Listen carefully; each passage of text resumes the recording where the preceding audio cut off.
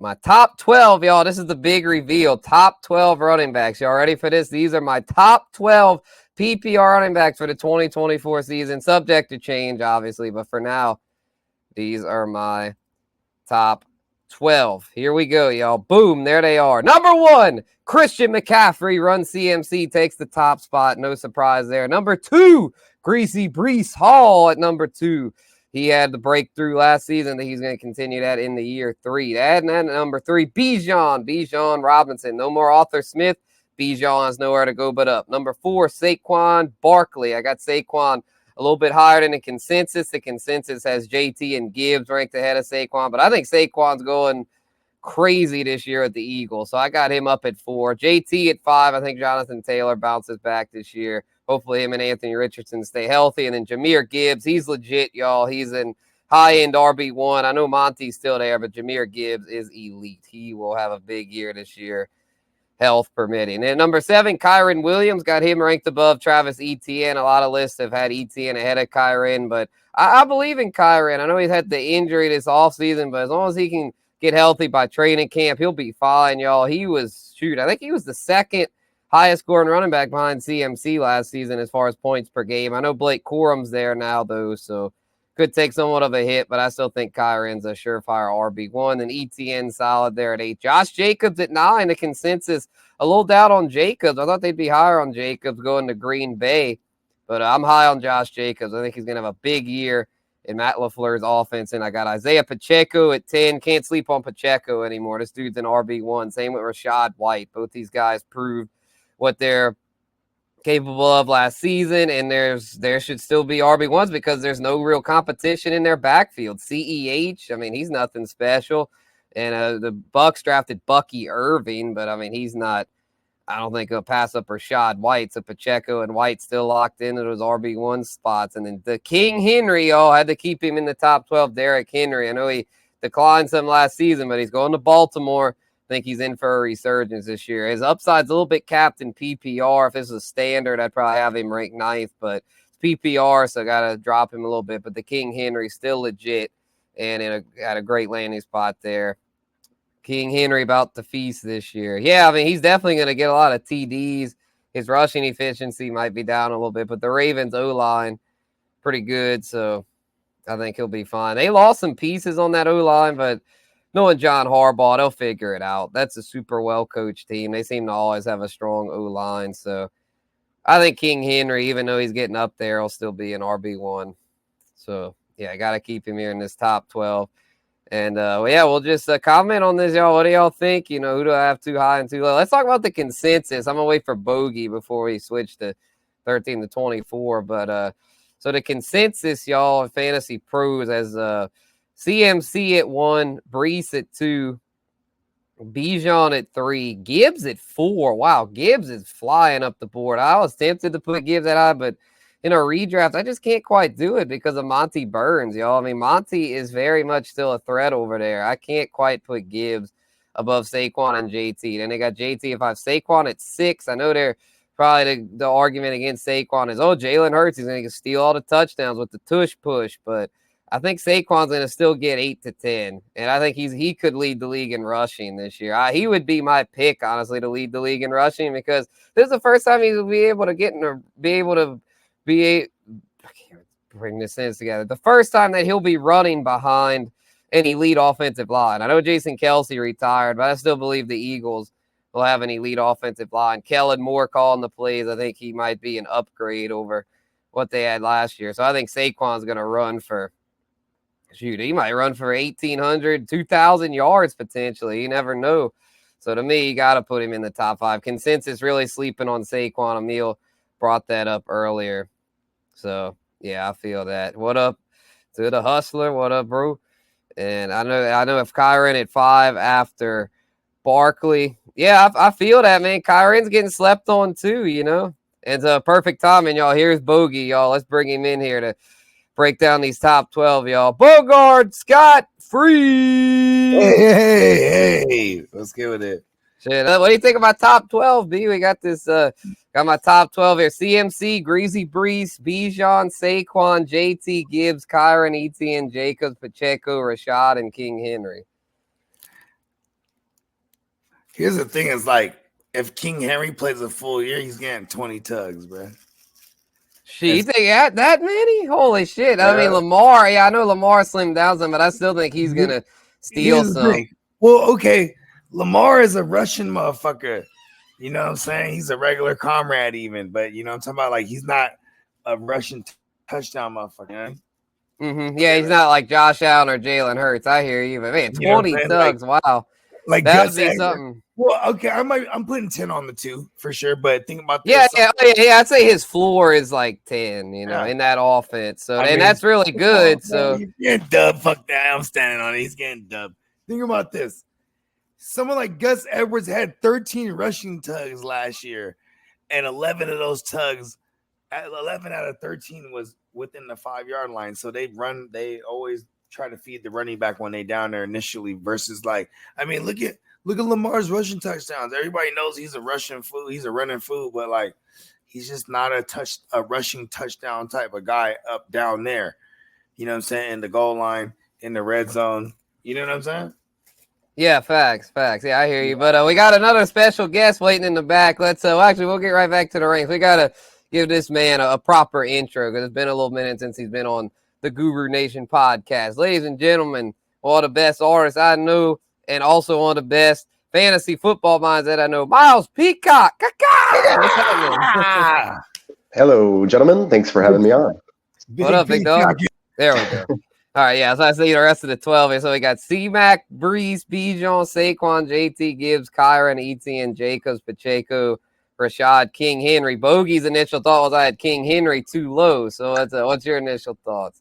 Maybe it just, that all depends, right? Like it's probably going to be mostly touchdown dependent. I think I kind of heard that when I was backstage. You guys were kind of guessing or trying to stick a number there. Bogey said 20. I'm like, come on, bro.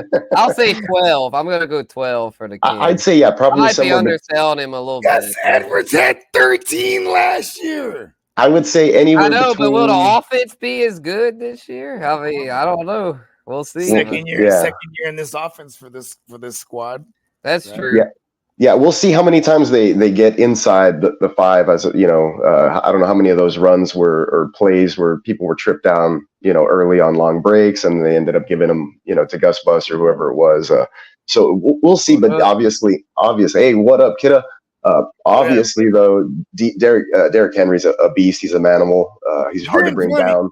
So, yeah, at the goal line, he'll probably be more efficient than whatever they had back there. They've had a hodgepodge of running backs for as long as I can remember. There's never really been one guy. I'll bump him up to 14. That's one more than Gus had last year. Yeah, I was going to say, like, hovering around 15, that's a good number, give or take, 3 to 4 TDs. So you can go either way. So I give him right around 15. Right. And even if he gets that, I still like these other guys because you got to think Pacheco is going to catch a gang of passes. Rashad White. I mean, shit, Jacobs might score 12, 15 tugs in that Packer offense. I mean, Aaron Jones had the year where he had damn near 20. Yeah, Derrick Henry's not going to catch any passes. We know that. Yeah, out of that backfield. If there's a broken play, he's not going to check it down. 15.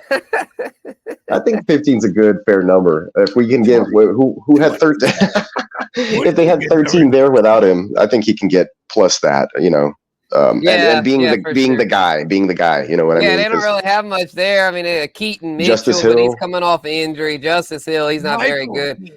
Rasheen Ali, the rookie, but who knows? Oh, that's right. I mean, I don't know how good he is. But Derek was high on Kyron. I'm just scared of I think that was his name. I don't know. He's like a 6th rounder or some shit. I'll tell you all. Yeah. But yeah, Kyron, I had him at 7. What are y'all thoughts on that?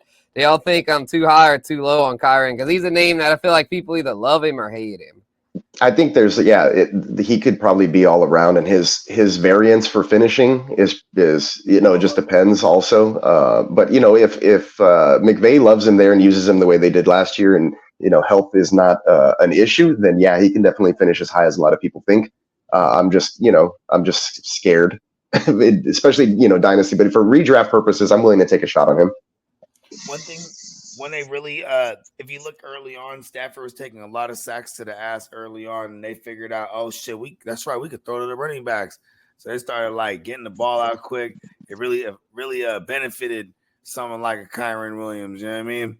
And then like, for someone like a Kyren Williams, like the thing that sucks is that like the hype on him is down, so he's a little lower in draft capital. But then Blake Corum is like, you got to get him high. So it's like it's harder to lock down the two unless you're really committed to being like, oh, I'm going to lock them right now. Bang, bang. You know what I mean? Yeah, McVay, I feel, uses just like he doesn't like to mess around with a whole bunch of them. So it's going to be one or the other. It's just like, if and when one dies, the other one becomes more greater. And that's what I was saying about the health thing. So I'm scared that if he ever gets nicked up or whatever, and you have Corum come in, and let's say it's later in the season and he's really like starting to come on, or you've seen flashes or whatever, then who knows if Kyren comes back. And I think that's what a lot of people are scared of. He likes that one back. We've seen it happen in the past with, who was it, Darrell Henderson, and you just seen that happen with McVay in that offense. Even Sony fucking Michel. That's right, Sony Michel. He got 2 Super Bowl rings, just like Shady McCoy. And then the scary thing, I guess, about Corum would be like, remember Isaiah Spiller, guys like that. So kind of investing in the young back to be like, oh, he's really good. I like him more than the incumbent.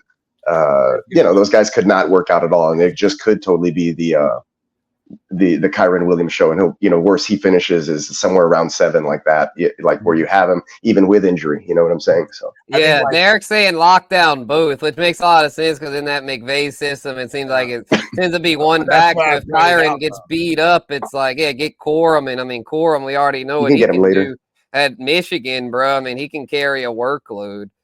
If you're drafting right now, Corum's gonna go a little. They go closer than you think. You know what I mean? Just because of the fact right now, like they're talking about Kyren ain't finna be ready for training camp. Oh, at least they're hoping he's gonna be ready. That's what they're okay. I might have to drop Kyren then, and honestly, I'll be real, Joe. I didn't even Corum didn't make my rankings, but if that info is right, I'm gonna have to make some adjustments. But like I said at the beginning of the show, I mean, these rankings are fluid. So, and I mean, speaking of fluid, Jahmyr Gibbs is really flying up rankings, and I feel like Saquon's a little bit slept on. I think my top 6 is pretty similar to consensus, except for I have Saquon at 4 and Gibbs at 6. Consensus has Gibbs at 4 now and Saquon at 6. What are y'all's thoughts on that?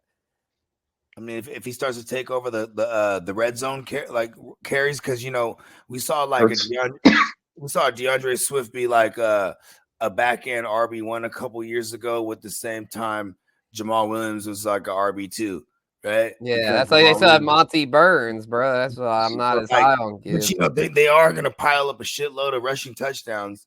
So, yeah, I mean, it's just like they're gonna run them both. They're gonna run Monty and Gibbs, into the ground. So I think, Gibbs is obviously more explosive. It's like, for me, it's like the A-chain Mostert, although the age difference is not. Kamara-esque when I think of Gibbsy, kind of reminds me of AK. Yeah, facts. Right. Somebody who doesn't like need a lot of Kamara touches. and Ingram, like the Lions backfield's like the way the Saints backfield used to be. I think Ben Johnson also at one point was a product of Sean Payne. If I remember correctly, I gotta go down a paper trail, but I think so. Yeah, and then I know their D coordinator they've modeled a lot of their stuff after the way the Saints would build, and it's worked out well for them. As the Saints, I mean, we were dogs back in the day, bro. When we had Drew Brees at 15-year stretch, we were one of the best in the NFL, bro, like on everything. That's not just me being biased. That's real shit. Yeah, I'm looking at redraft settings for my home league team, 12-team PPR, and they have Gibbs at 3. So that's pretty high for me, man. Especially with they have him over Bijan or Brees. Yeah, they have him. Actually, that's McCaffrey, Brees, Gibbs, and then Saquon, and then Bijan in this format. Wow, that is crazy. So I mean, that's disrespectful to Bijan, bro. In this format, you get extra points for picking up first downs, for converting a first down on third down. Like, more important plays are incrementally slightly, more point, like 0.25 or whatever. So some of that stuff could, have an effect on it. But yeah, McCaffrey, Hall, Gibbs, Barkley, Robinson, and then Taylor, the top 5. Kyren number 6, Etienne 7. So that's how it is in my home league. Man, where the hell? Derrick Henry's all the way down here. The king. Yeah, I had him at 12. Yeah, I had him, so you're with Bogey on that. That I had the king a little low, but let's bring before we move on to 13 to 24. We got another guest backstage. We're gonna bring him on, man. Let's welcome him in from the Heart2Start Podcast, Gucinni JD. What's happening, man? Hey. What's up, brother? Jeez. What's up? Yeah, with that's happening. The fellas, man. What's going on? Yeah, we got JV even more of a part. Top 12 RBs for redraft, bro. CMC, Brees, Bijan, Saquon, JT, Gibbs, Kyron, Etienne, Jacobs, Pacheco, Rashad White, and the King Henry. I'm not mad at it at all, bro. I love to see not A-Chain in there. A-Chain, I'm gonna give the people a heads up. Yeah, he'll be in the next slide. Yeah, two of my running backs in my bus video coming out here pretty soon is Brees and Kyron. I got them as all right. candidates on everything. Real talk. I ain't too mad at what you got going on. I love the Isaiah Pacheco in there in the top 10. I would love to see Rashad just a little bit higher, but I love Etienne. So Etienne is one of my guys. When I was watching off camera, I mean, when I wasn't on the stream, I love the Derrick Henry though. I'm with Bogey. He gonna hit for a dub. Yeah, let's go. I'm going crazy, man. That's wild, bro. I mean, he's good, but I'm not predicting it. He's getting up there. We just seen it. We just seen two people have two 20 plus seasons with Mostert and McCaffrey. In this type of high powered ass offense, why can't Derrick Henry do it? Yeah, he just brought up Augusta Bus with 13. Yeah, he had 13. 11 out of 13 of them were within the 5 too. So he got them greasy ones, bro. He's gonna get the greasy. Come on, that's Derrick Henry. The only argument to his career high was 18. The only argument against that would be like, hey, we're not going to try to load him up on TDs or whatever. We're going to try to save him for when it's cold, for when he does his deal for the playoffs, so they can finally get over the hump. So maybe they'd save him, and then unleash him second half of the season when you don't need him for fantasy. So that's my only argument against Derrick Henry. Yeah, the problem is it's like, Keaton Mitchell's hurt. I wonder who Justice Hill, I guess they could use. But it's just aging running backs always kind of scare me. But he's still top 12. But I can see the concern with Kyron. I got him up there. I feel like with him, it's like when he's healthy, bro, like he'll be right up there with the best of them. It's just, I can't put him top 5. I would say he's the injury concerns. Yeah, see, they got him at the 28th overall pick right now because, like I said, I didn't wrote my script and everything. I just got to record the video. The thing with Kyron is he came into the league already with the MCL and all of it. Ankle. Then last year again with the high ankle. Then on top of last year, he had 15 TDs. With him, I don't think that's nowhere repeatable. On top of, like you said about Blake Corum coming in too. Blake Corum has never had under 180 attempts in them 2 years as the lead dog at Michigan too, though. So they gave up. They drafted him. They could vulture each other. They could 100%. Yeah, they might make it more of a committee. Yeah, that's a good point. I might have to move him down a little bit. It makes him a good value though, because he goes a lot of times in the third round. It's built in his ADP now. Well, that's what I was saying about Derrick